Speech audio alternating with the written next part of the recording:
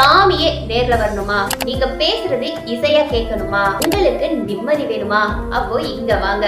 இது வெறும் மலை அல்ல, முருகனுடைய 5ஆம் பட வீடு. முருகன் ஔவையார் கிட்ட சுட்ட பழம் வேணுமா சுடாத பழம் வேணுமான்னு சோதிச்ச இடமும் இதுதான். இந்த மலை பஞ்சபூதங்களுடைய ஆகாய தத்துவத்தோட சம்பந்தப்பட்டு இருப்பதாலதான் இந்த மலை ஏறும் போதே நம்ம மனசுக்கு நிம்மதியும் ஆனந்தமும் கிடைக்குது. திருத்தணி முருகன் சன்னதியில முருகனுக்கு தீபாராதனை காட்டும் போது ஒரு சில நாள் மட்டும் எப்பயும் மாதிரி இல்லாம தீபம் கொஞ்சம் டிஃபரெண்டாவே எரியுமா.